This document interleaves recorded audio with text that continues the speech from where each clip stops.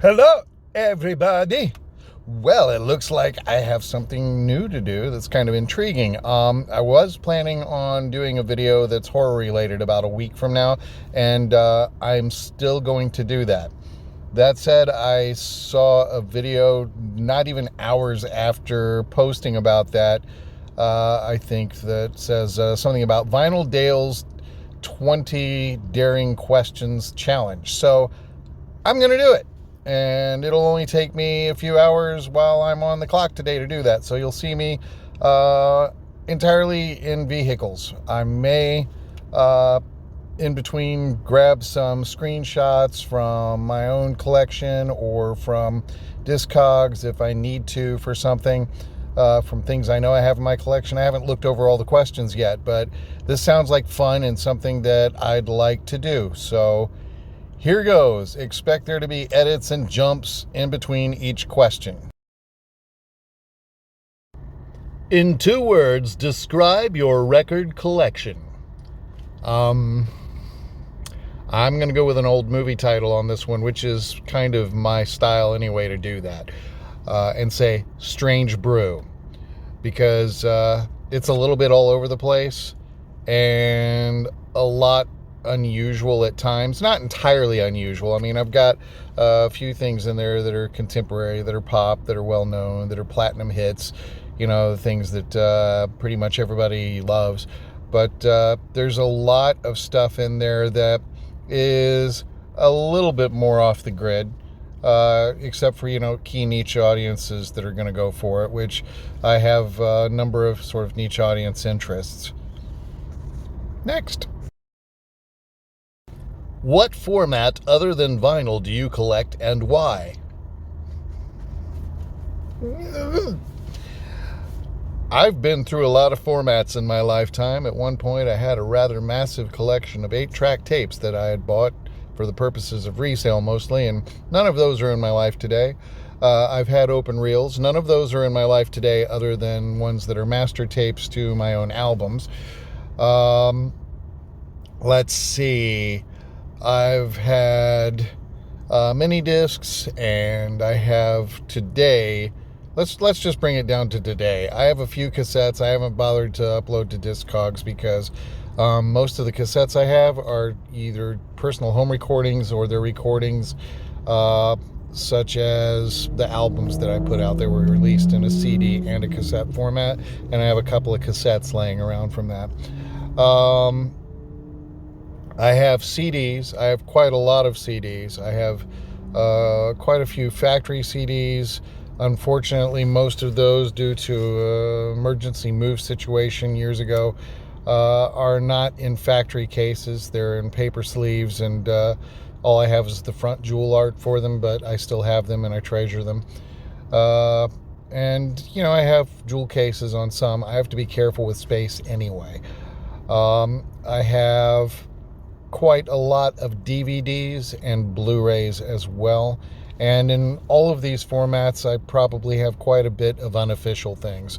I used to own a duplication service for video, and so I would find things that were public domain and do search services and attend trade shows and conventions, that sort of thing. And there was nothing greater than finding a copy on a Greek tape in English language of something like a little Korean film called Thunder of Gigantic Serpents. So I treasure all things that are sort of mystery science theater and bizarro wackadoo movies from all over the world. If you gave me an option between a big Hollywood mainstream movie, some sweeping epic like Independence Day, or I don't know, just name one that's used. A Star Wars movie.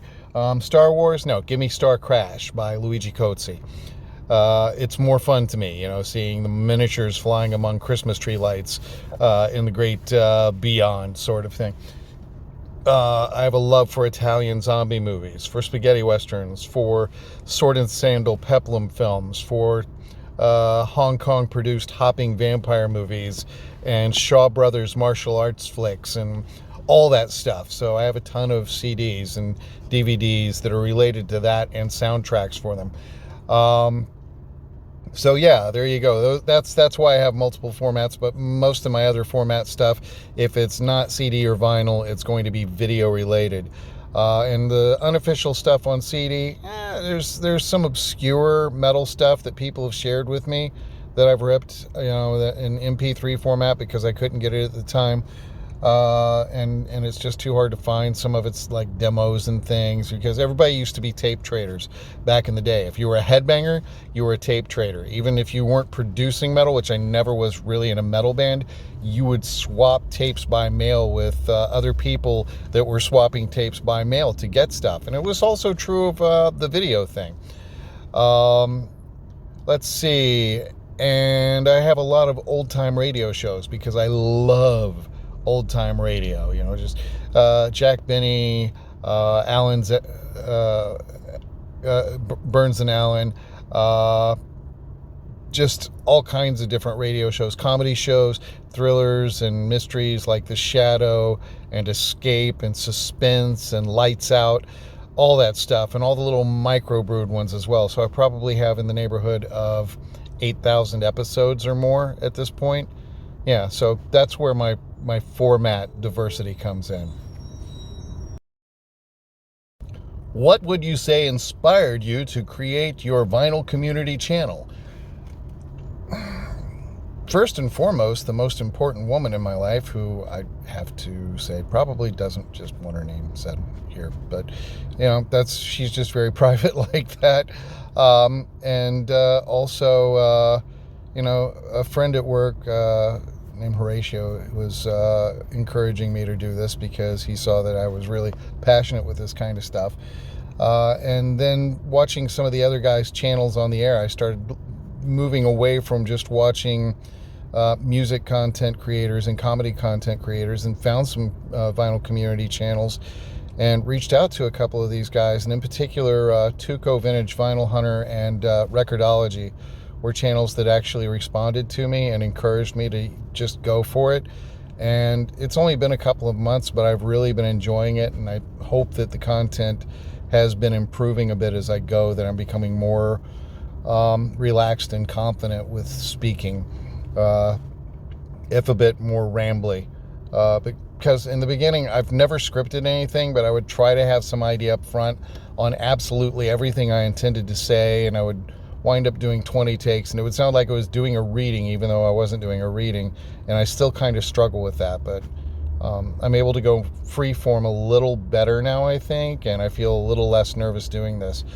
My entire life has been in entertainment and arts, and I've been on stage, and I've done little backyard video production movies for people, and I've scored some independent films that went direct to video. But for about 10 years there or more, actually more, I really didn't do anything, and I lost all my confidence. So day one of trying to do this was just getting the courage up to kind of put myself out there and create anything at all. And it's been kind of fun doing it, and also finding that it's advantageous now, where in the past, if I worked on something, I'd be doing A/B roll edits on linear tape and all of that. You can do 20 times as much as you used to be able to with freeware apps on your phone. So absolutely everything I'm creating is produced entirely at my phone, and mostly in between gigs at work, or like now when I'm waiting for a plane that I know isn't going to land for, what time is it now? About 3.5 hours. So I got nothing to do, so I'm doing this, and it's fun. There you go. To monetize or not to monetize? That is the question, and the reasons why. I'm way too early in the game to even consider trying to monetize this channel. I have, tens of viewers right now, maybe more viewers than that. I've noticed I've got a few videos that have had hundreds of hits, and I'm grateful for that. I think I'm in the tens of subscribers. I've got maybe 50 or 60. I have no idea. I'm not sure where I'm at. I haven't even really been monitoring it. I appreciate anyone that subscribes, that's checking out what I'm doing. And I can't see this as being something that would be viable for me in that way at any time in the near future, though my family would be very grateful for it. I and my family would be grateful for that. In the interim, because I have family and I have new family, I would say that if you want to support me and you want to support the channel, reach out to me, because I really can't afford to invest much of anything like this the way that I would have been able to in the past at the moment. So if you have anything really particularly bizarro that you think it would be cool for me to share, or that you just want to share with me that you think is kind of fun, send me a strange record. I would be very grateful for that. I don't care what it is. Send me advertising materials, send me flexies that were pulled out of old magazines. If it's strange and bizarre and unusual and weird and wackadoo, that would actually probably thrill me more than, somebody throwing $3 or $4 my way. Take the $3 or $4 and drop me something crazy in the mail that I can have fun checking out and maybe put onto the channel. And that would be kind of cooler. Yeah, a lot cooler at the moment, because, and unless somebody's going to send me something to help me pay a bill, which just isn't, I think, within the realms of reality right now, that's not something that I even consider. And not only that, it's not really the reason I started doing this. So I would have an outlet for this and to be able to meet other people in the community that like stuff and enjoy this as a hobby and are really passionate about it. And that's the truth of what I'm doing, is that this is something that my entire life has been this, basically. What is more important to you, subscribers or views? Probably views. I'd rather, that people are checking out and enjoying what I'm doing. And, in some cases, I would also interactions, drop me a line, and let me know if you appreciate what I'm doing, or if you hate what I'm doing, that's fine too. I'm not allowing myself to be fazed if I perchance encounter hate messaging down the road, which it seems like a lot of guys do, and I don't understand why people would bother with that, but it hasn't happened to me yet here. And if it does, then just let that roll off and go on. But I think I definitely prefer views and interacting and scoping out other people's channels, watching their videos, corresponding with them, seeing what kind of neat things they may introduce me to. And I've really encountered a lot of really awesome, amazing people in the community in a very short period of time. There's at least dozens of people that, I've interacted with on some level that are producing videos as well. And some of them have been established for quite a long time and are doing very well with their channels. I'm just the new guy, and I'm just having fun. Digital or analog, which do you listen to the most? Beep. A lot of the vinyl press I have that's newer is probably sourced from digital, so I'm going to say probably, regardless of what I might want to think sometimes today, digital. Because I'm away from home 80 plus hours a week on average. Most of my listening time is in a vehicle, so that's going to be digital streaming, and honestly, I'm usually either on Pandora or YouTube or something. And with YouTube, I'm often listening to other people's channel feeds on the air. I can't really watch them, but I'm just tuning in and listening to the chatter and listening to them describe what they've got going on. Do you feel that the Beatles are showcased entirely too often in vinyl community videos? Not that I've noticed. I haven't really paid much attention, but again, I have only been doing this for a short period of time. I have to admit, I've done it at the beginning of one video, but it's not because I'm particularly a massive Beatles fan. I have an admiration for their contribution. For me, and my purpose in really bringing them into it for a moment was the Sgt. Pepper album on a video that couldn't even be left on YouTube because of copyright issues, so it's up on Vimeo. I think that album is greatly responsible for one of my favorite genres kind of developing, which is progressive art rock and all of its myriad different wild and diverse styles.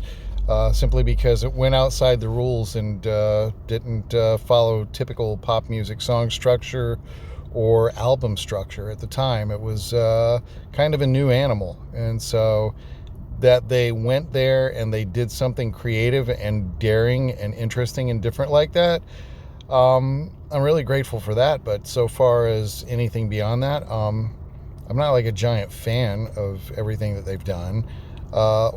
Sometimes I'll tell people, oh, I think that their material sounds best when it's performed by somebody else. And please, no hate mail for that. But I think they're all extraordinary songwriters. And once in a while, I'll hear a cover version by somebody else and go, that is actually better. I mean, for example, Aerosmith doing Come Together and things like that. It's really cool. So, and Got to Get You Into My Life by Earth, Wind & Fire. These are both from the Sgt. Pepper movie, which is pretty bad, but very entertaining in its own Sid and Marty Krofft bizarro kind of way. So, I mean, that's all I have there. And if people are really passionate about them, there's points in my life where I've gotten my hooks into particular artists that I felt really strongly about in that way. Emerson, Lake and Palmer, King Diamond, Alice Cooper, Virgil Fox, who was just a classical musician playing pipe organ but doing light shows with it. A number of different people. Isao Tomita, who did all these different early Moog classical performances and really strange albums of them. He was responsible for the theme for the Cosmos show on PBS. Things like that, Synergy, which the Larry Fast one, not the Florida-based sort of folk Southern fried rock one. Those were all things that I can say, I kind of latched onto and took a lot from, much more than the Beatles. So, but I understand if other people, that was their kick and that's what they latched onto. So I don't say anything is lesser than at all. It's just up to the individual and their life experiences and what they feel.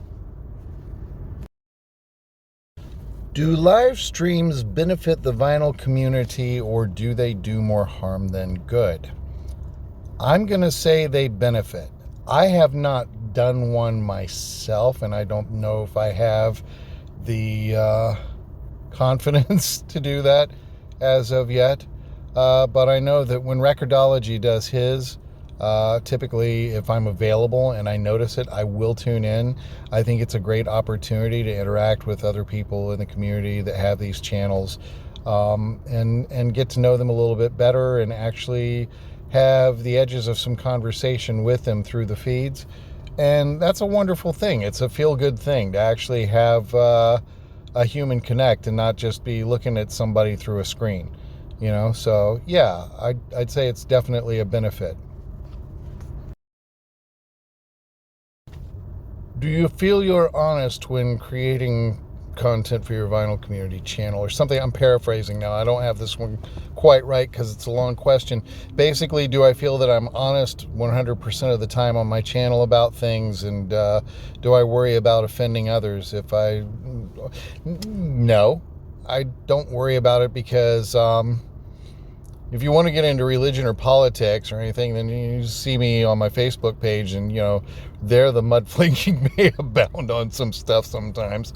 But honestly, I'm trying to keep this a positive and happy forum. I do tend to post some crazy memes sometimes on my other social media.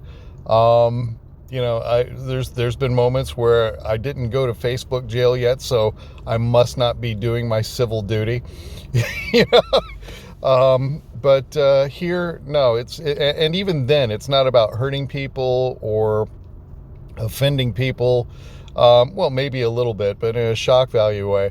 I'm fond of shock value. We'll just leave it there. So I have a twisted sense of humor sometimes. I grew up on drive-in cinemas and 42nd Street Fair and people that made party records and a father that was in the Navy that had a mouth like a sailor. And being surrounded by rednecks in Jacksonville. So it's something that I had constant exposure to, and then fell in love with the works of people as diverse as John Waters. And if nobody knows who that is, he did Hairspray, but he also did Pink Flamingos. And just there's something magical about seeing somebody sometimes go, yeah, but I don't take it seriously, and I don't think I've ever really gone there on this channel because I want to keep this channel light and bright and clean and happy and fun for everybody to participate in, and for their kids to be able to see without being completely mortified. So yeah, I expect with the horror albums one coming up, I'm gonna take it easy on some of, I'll describe the album and what it came from and what the source material is, but I'm not going to go into depth on content of some of these Italian fair films, especially because they can get pretty out there the way that they behave in those things. They may be kind of cashing in on George Romero's Living Dead trilogy from the States, but they take unique approaches sometimes with the material, which is part of what makes them so special, and the music often is absolutely incredible in them. So, moving on. Are compilation albums frowned on in the vinyl community, and why would you think that would be the case?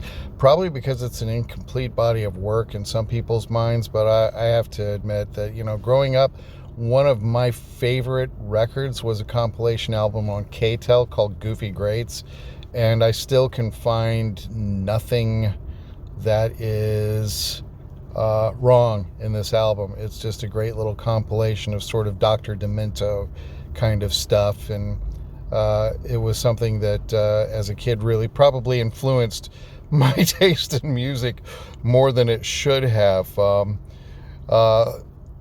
But I can't see that being a problem. And honestly, there's a lot of compilation albums that I have that'll probably be proudly displayed down the road for my love of colored vinyl, because I have a lot of German releases that are extraordinary compilation albums, sort of hippie era of that's the best way I know to say it. People like Janis Joplin and Big Brother and the Holding Company and everything that came out of the Woodstock kind of scene, and others, the Who and what have you, early Who, and they're on these incredible splatter and just really beautiful records. So, I mean, stuff like that I think is amazing, and I would think that a lot of other people in the community might be kind of enthusiastic about it, actually, just because they're sort of unique little time capsules of genre and style, on top of being incredible works of art as unique pressings. Next question is, and I'm dropping some of the silly voice stuff now, what do I think of shorts and what do I think they have to offer?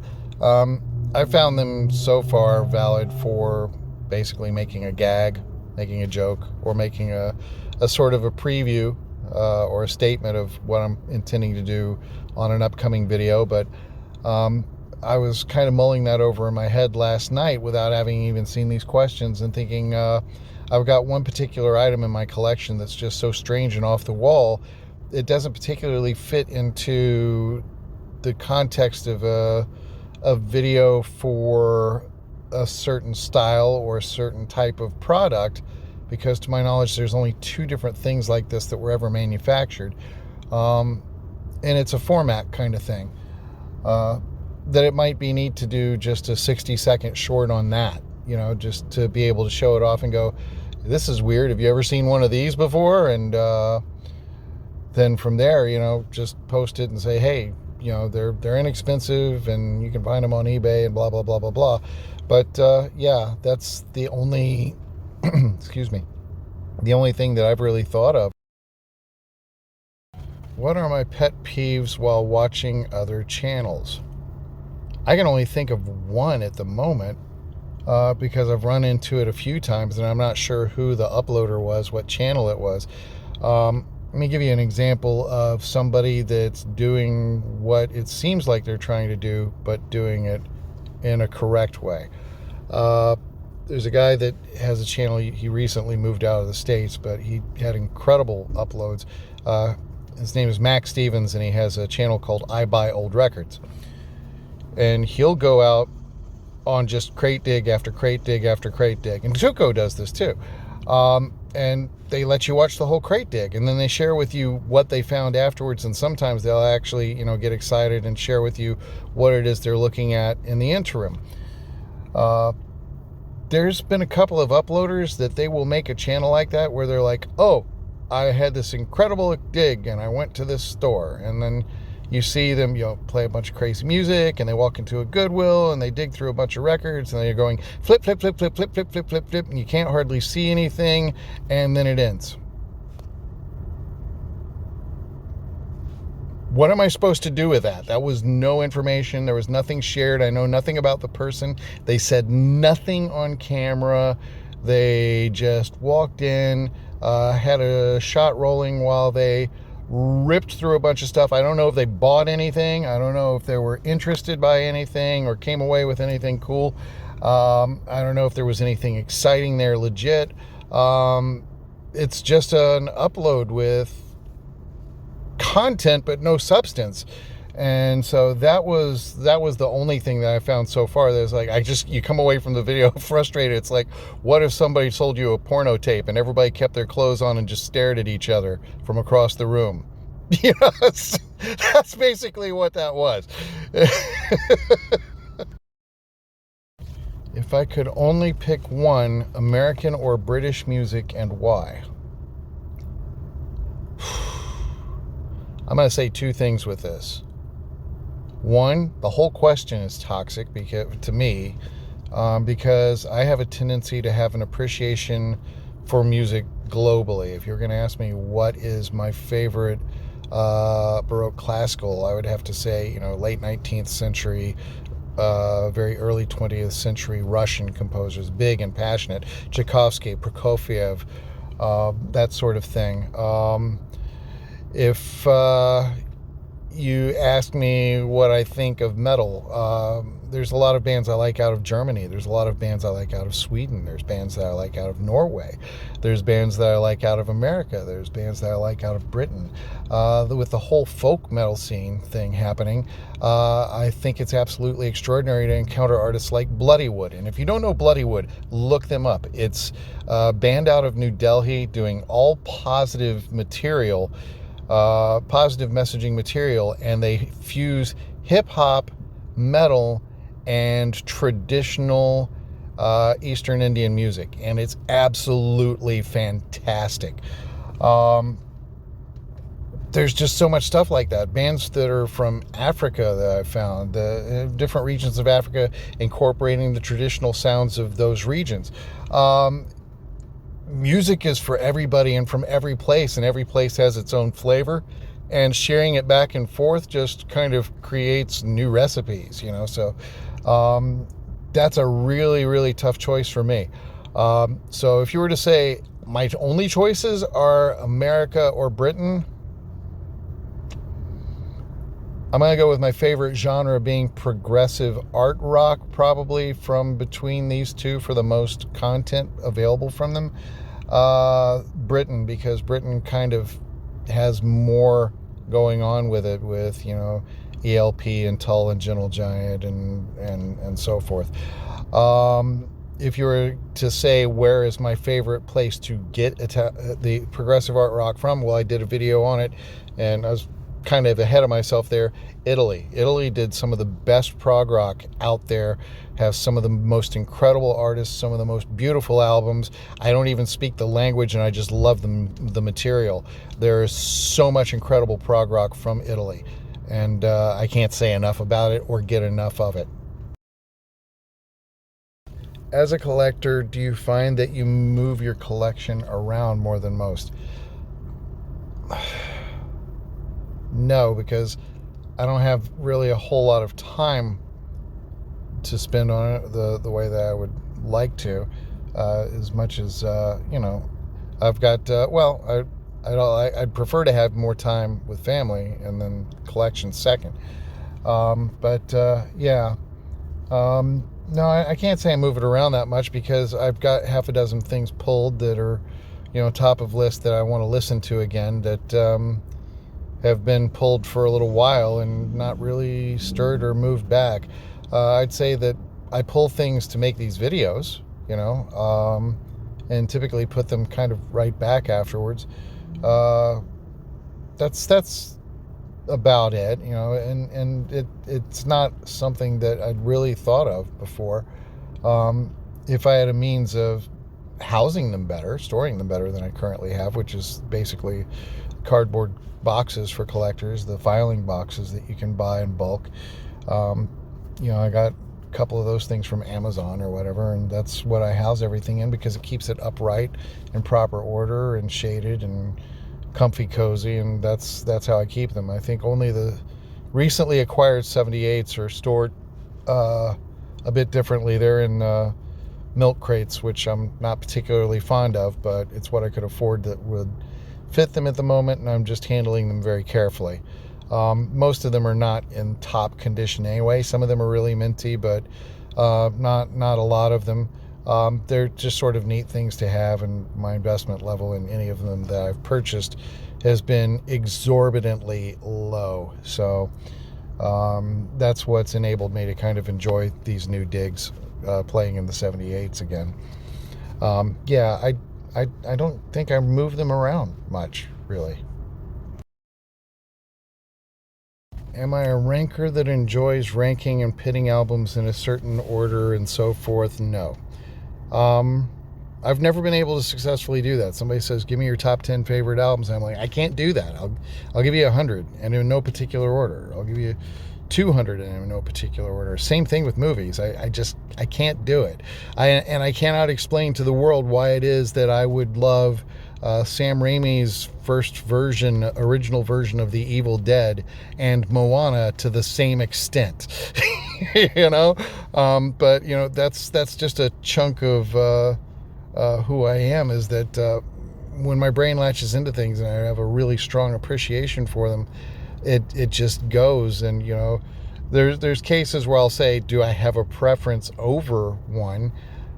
Yeah, if you gave me 90% of the ELP catalog versus Love Beach, I'm going to go, yeah, Love Beach has kind of fallen to the back end of that, unless we're talking about the Memoirs of an Officer and a Gentleman side. That side actually, I think, merits my approval as much as a lot of the other material.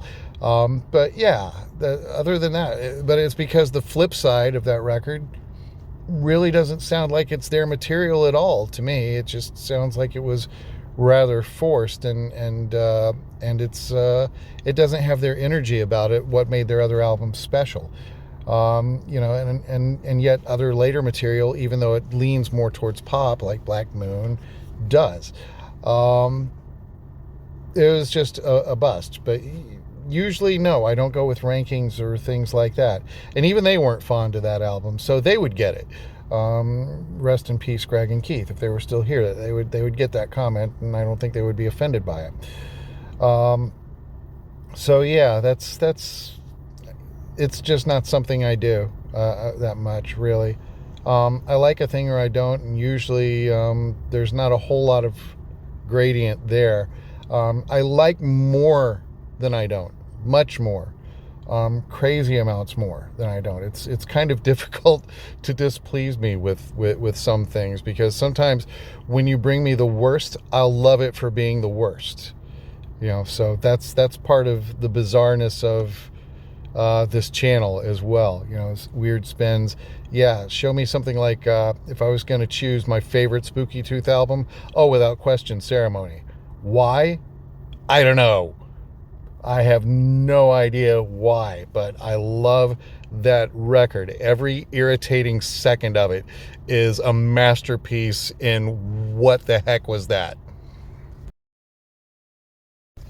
Am I one that continues to strive for audiophile quality or just about the music? I'm going to say it definitely ain't about audiophile quality, but it's not entirely just about the music either, because look at the channel and the things that I've described. I love picture discs. I love colored vinyl. I love weird shapes.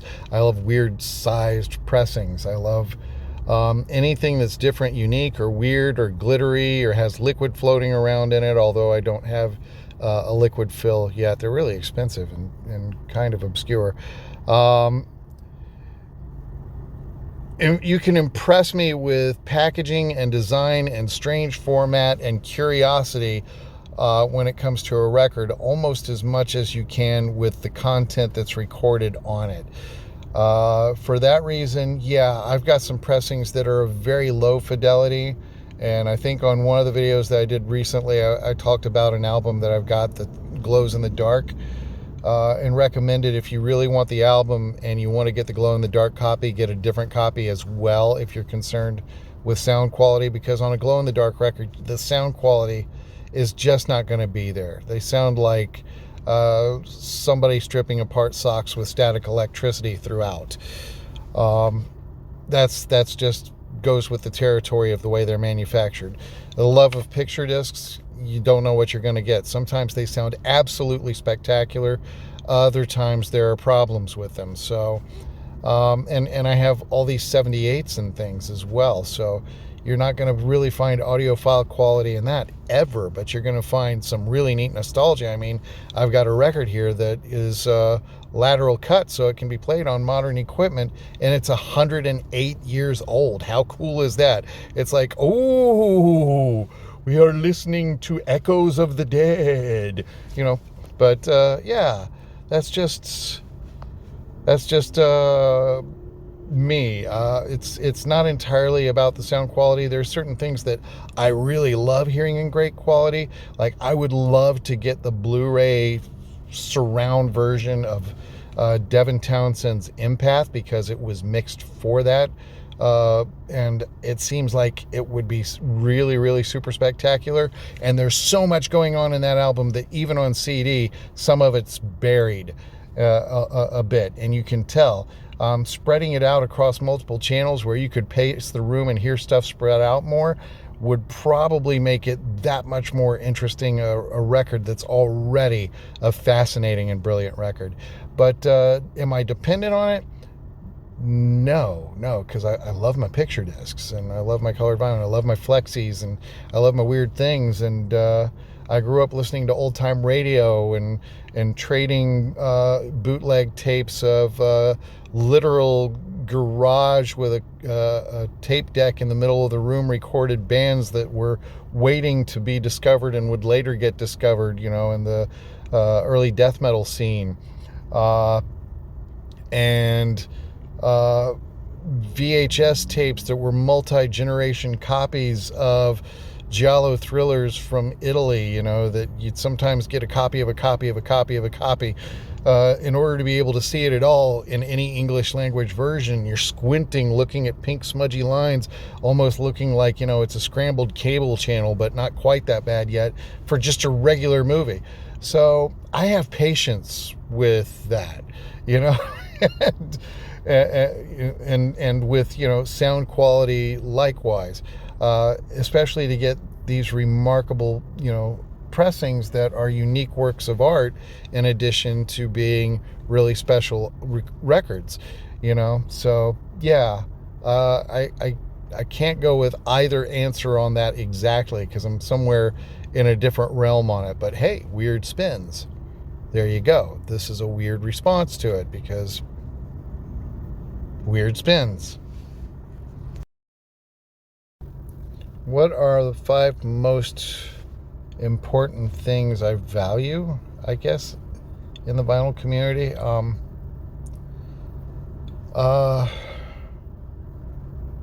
Opportunity to kind of just be yourself and meet other people that are being themselves, because I mean, I'm looking at channels with people that are very different. Like if you look at Tuco and his interests, they're very different than Recordology and his interests. But you know, both of these guys, I can tell, are really awesome guys. Same for Max Stevens. I mean, I've not had correspondence with him. I've shot a couple of replies to some of his videos and stuff, but I could tell he's been around a long time. He's a busy guy. He probably doesn't have opportunity much to look at it, and I think somebody else does his posts, so I don't know how much actually he himself goes online and does this, but I really appreciate his channel. Even though we don't like a lot of the same things material-wise, I get his humor, I get his enthusiasm, and I do share a certain fascination with the antiquity of some of the things that he's after. And I do appreciate older soul and doo-wop and some rockabilly. So I can find certain niche areas to appreciate some of the things he posts. Country is not my bag. It's something I have a little bit of, but it's not something that I really sink into a lot. But yeah, I like that we're able to reach out and meet each other and get to know each other and learn from each other and each other's collections. And I'm probably leaning into 5 different things that just come from interacting with other members of the vinyl community right there. I really don't know how to answer this one, because I like how supportive everyone's been and enthusiastic and saying, yeah, keep making more stuff. I appreciate that from them, especially when I'm looking at their content and I admire what they do. And I've learned some things from them, even though, I'm the guy that I have a long backstory, which I'll get into one of these days if question doesn't bring it up. But as much as you think you know about this stuff, when you see other people and you see their collections and their tastes and their interests, you start to realize that there's always a lot more to learn from other people, especially when you've been away from it for a long time, which I was. And so I'm glad to be back into it again and enjoying it, and enjoying the support of finding a community like this. So thank you to everyone out there for that. Am I a completionist or a bit of everything as a collector? Yes and yes. I like a bit of everything. I like to find really vintagey things going back to the 1910s, 1920s. I like finding vaudevillian music. I like finding really, really early, like ragtime type of jazz. I like fusion jazz. I like all kinds of jazz, and I like soul. I like funk. Am I a completionist so far as recordings go and having stuff on CD and stuff? Yeah, there's probably kind of a completionist with a number of artists, ranging from Weird Al Yankovic, Parliament Funkadelic. Anytime I encounter something Zappa that I don't have, I'm likely to give it a listen. ELP, I was absolutely mad about. Yes, I was absolutely mad about. Jethro Tull only disappointed me on like 2 albums, but when they did, they disappointed me badly. But they've recovered from that and been doing great stuff even recently. For the most part, though, it's kind of all over the place. The other area where I could be a completionist or a completist, however it's properly said, given the opportunity, would be picking up certain types of things. Like I love picture discs. Go ahead, let the hate comments commence. And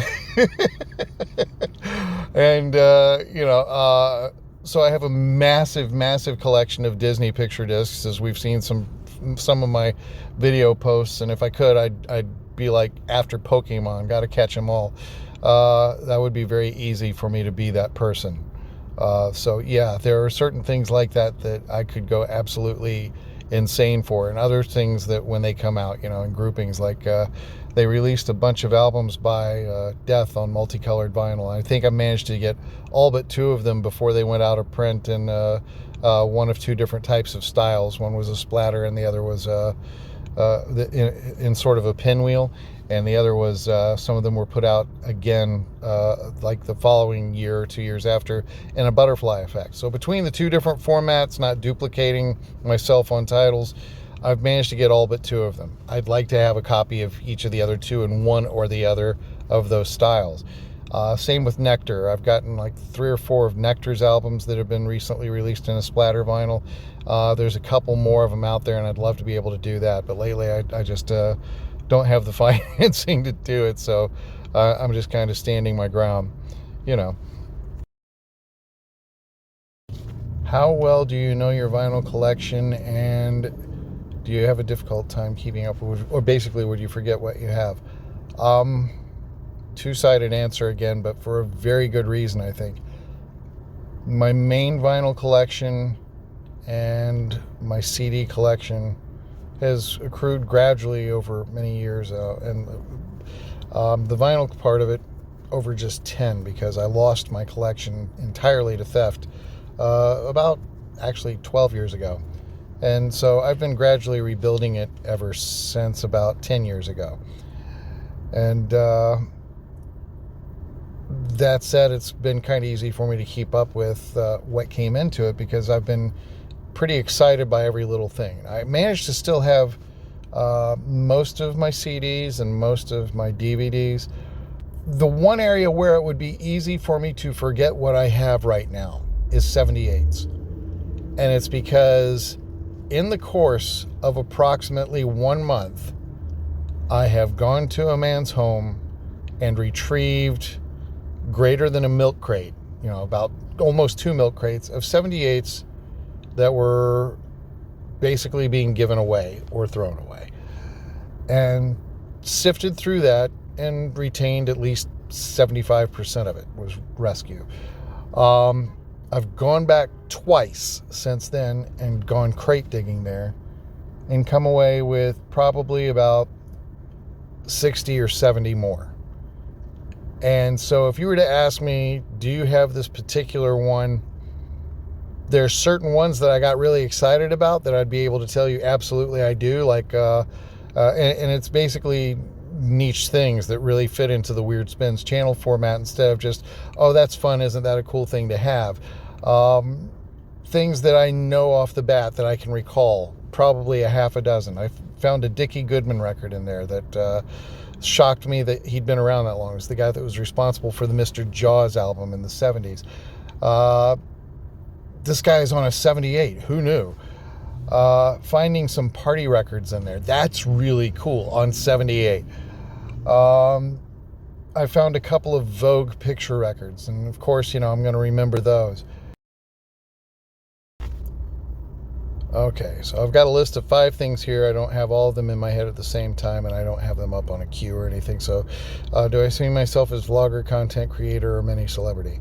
I never considered myself a mini celebrity, ever. I use a pseudonym for this channel, which the same pseudonym is used for publishing music as a recording artist in the past. So I know I have an audience who knows who I am in particular genres of music that I worked, and I'm grateful to them for the support they've shown me over the years. And if they're coming in, surfing in, and checking this out, I'm grateful for that too.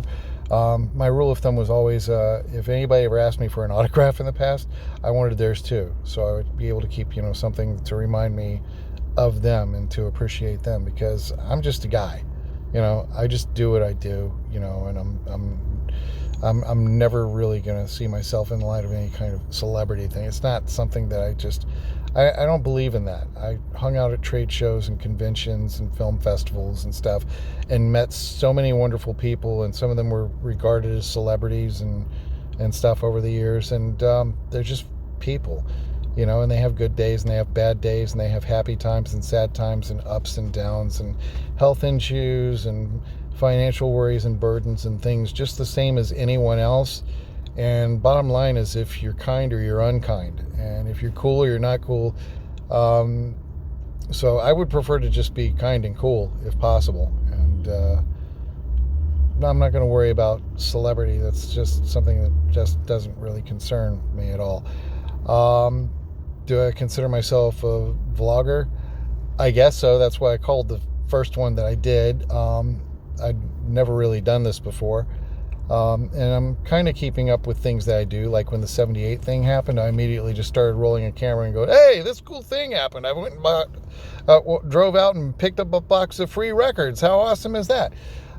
2 hours later, I was in a pretty hideous storm that kept me trapped for 10 hours and finished a separate video sitting in the middle of it because I couldn't go anywhere. And really, it was an interesting day. So far as it goes, being a vlogger, I guess, yeah, that kind of applies. Being a content creator, I'd like to think so, because I try to come up with silly things to do, and having been involved in music and in community theater and stuff to some extent or another in the past, and always being the drama nerd kid in school, I tend to come up with these wacky voices and stupid nonsense randomly. It's not always something that I have as much control over as I should, probably. But, honestly, I was a cast member working in the parks at Disney for a while, years ago, and they would stick me in the middle of Main Street and go, we want you to entertain the kids while we're prepping for the parade. Do you think you could play Simon Says with them or something? And so I would be like, no, I really don't want to do Simon Says with them. I think that would frustrate me no end. Let's play a game with them called What Voice Can You Make? And I would go out there and do animated character voices and encourage them to try to do voice characters for me. And, whether they were good or they were bad, it didn't matter. They were trying, and they were kids, and they were having fun. So I would encourage them and say, yay, that was fantastic. That was a lot more fun to me. So yeah, am I a content creator? I guess on that level, maybe I'm leaning that way a little bit more as I'm coming out of my shell a little bit more, because that ridiculousness is a chunk of who I am. And I hope that part of it doesn't become too overbearing at any given point. Okay, there's a secret bonus question here. It says, do I regard my channel as being part of the vinyl community? And is there really such a thing as the vinyl community?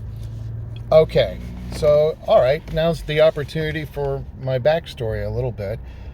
Is there really such a thing as the vinyl community? Yes, and it's a really big community. How would I know that there's a vinyl community? Well, here's how. When I was 6 or 7 years old, my mother was a flea market vendor. And she sold incense and novelty plaques with funny little sayings on them, things like that.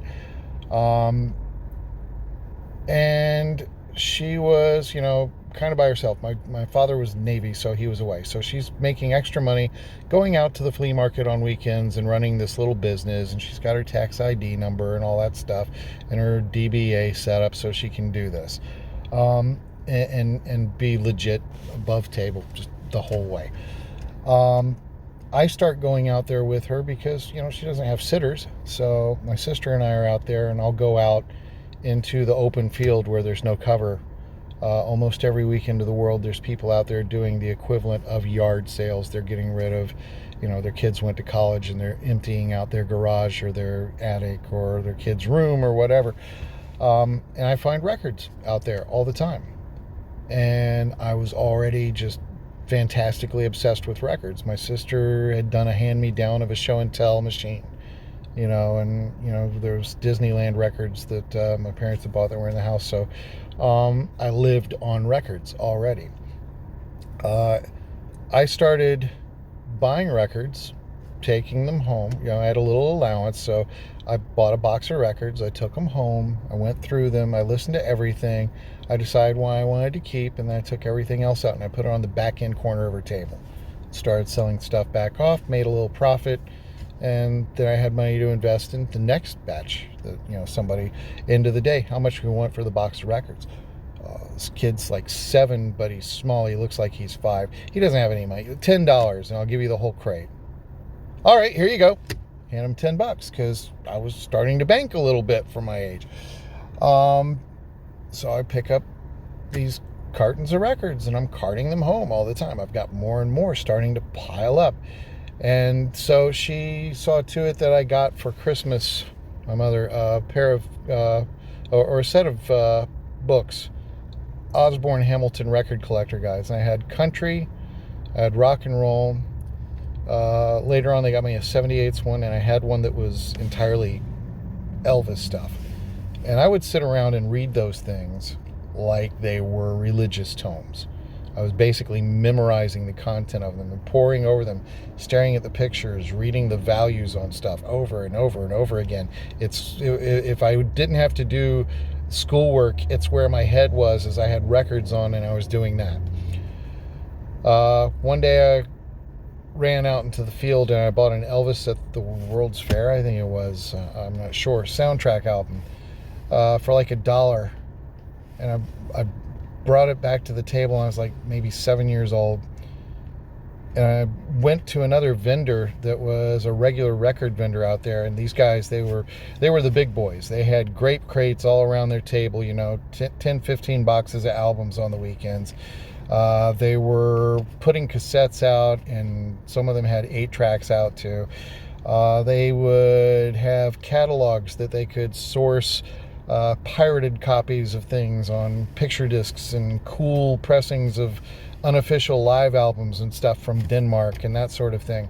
And they would just fill up the table. Plus they had access to, pressings that looked like they were legitimate Hollywood mainstream A-list title type pressings that were newish, but they probably were pirated and just really good looking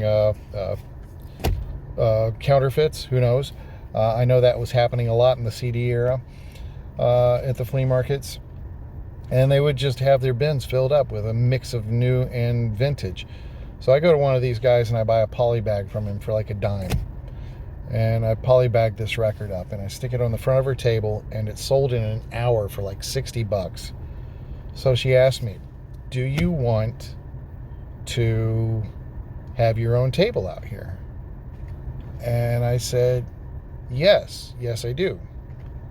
So she said, okay. So she took me downtown with her one day and she filled out some sort of forms or something so that basically I had authorization under her to have a DBA, and I became Soundhound Records and Tapes. And at like 7 or 8 years old, I had my own flea market table and my own business that actually paid for my first car and sent me to broadcasting school eventually without me having to take out a student loan. So I did work in public radio and television for a period as a result of that. When I had the opportunity, I would try to make arrangements at least once a month that there would be one of the 8 days out of the month that the flea market was open that I wouldn't open my table, usually a Sunday. Sundays because the guys that were yard sale vendors are not coming back, so they're blowing everything out. And one of the guys that was sort of, I call him vinyl community for them, that was out there, was always coming through, and he was a wheeler dealer, he was a crate digger, and he would buy and sell and trade on his own away from the flea markets. And he was always looking for Roy Orbison, and everybody would pick on him and call him Boy Orbison before there was even Boy George. Or it would have probably, I don't know if it would have bothered him or not, but yeah, that was his nickname. Everybody would call him Boy Orbison. And this guy was probably in his 30s, and he had a son, and the son just was more of the sports enthusiast. He was the record guy, I guess. So he would say, "You want to ride with me, and we'll go check out the other flea markets." So I'd go with him, and we'd hit thrift shops and flea markets. And there was like, she was at Ramona Flea Market. We would go to the Blanding Flea Market, to the Beach Boulevard Flea Market, to the Calford Flea Market.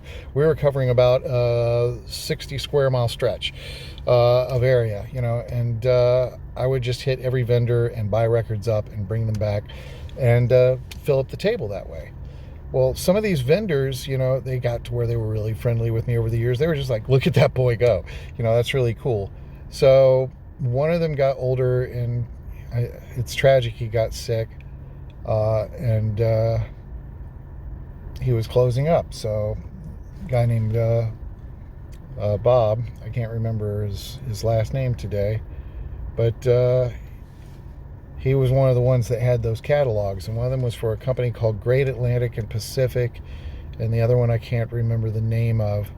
And they had all these really neat, like, I would get these, you'll sometimes see them on eBay, Denmark Press Flexi Rockabilly picture discs. They're like EP style, but it's only 2 songs, but they're both on one side. And they're a dense flexi, really firm, thick material. And they would have like a clock kind of design on the back that had a mini illustration of the rest of the set. And there would be 12 in a series on these things. And I would buy tons of those things and tons of these Denmark LP picture discs. I was keeping stuff for myself and then putting other ones on the table to flip. He basically went out of business, and when he did, he gave me the keys to the kingdom, giving me this book. So there's another member of the vinyl community. And then another one that would come out and would interact with us on weekends, and he had a store. We would go by and visit him in his store. And so that was vintage vinyl. And there you go. There's another member of the vinyl community.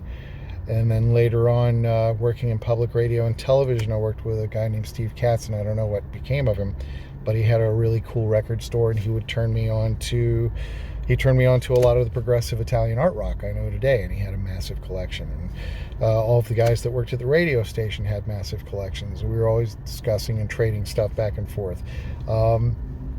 Members of the vinyl community. So when I look at these channels, and I look at the people, and I look at the way that we're interacting with each other, and we're befriending each other, and we're meeting and greeting each other sometimes, and we're learning off of each other's collections and off of introducing each other to unique things. Absolutely, it's a community. It's a kind of a virtual community in a way, until you actually get to reach out and shake hands. Doing the live feeds, the way that the previous question asked, I think adds on to that and makes it have yet another dimension.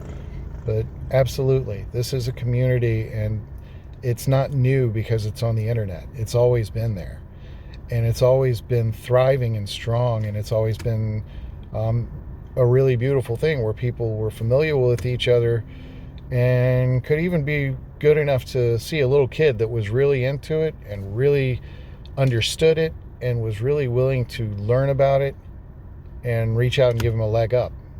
And it changed my life. So thank you back to all of those people who now, are probably, many of them retired. Some of them are no longer with us. And I'm just grateful that they were all there. That was my vinyl community growing up. Anyway, hope that's a good answer. Well, that was a bit tougher than I thought, but I'm glad that I got through it, and I hope you enjoyed my answers. I need to come up with a clip or something for when I'm in the car so that you can get more than an extreme close-up of my head, and maybe get back far enough you'd be able to actually see my eyeballs, because they look like they're closed most of the time now. But it would probably be better if I'm talking with my hands a bit more, which I tend to usually do. But when I'm focused on holding the phone, looking to see how everything is on the monitor, it's a little tougher. Anyway, more Weird Spins coming up soon, and thank you so much for your patience with the really bad videography on this, and that it was kind of stagnant because there's no diversity in imagery, just the interior of a car and my big head in the middle of the screen.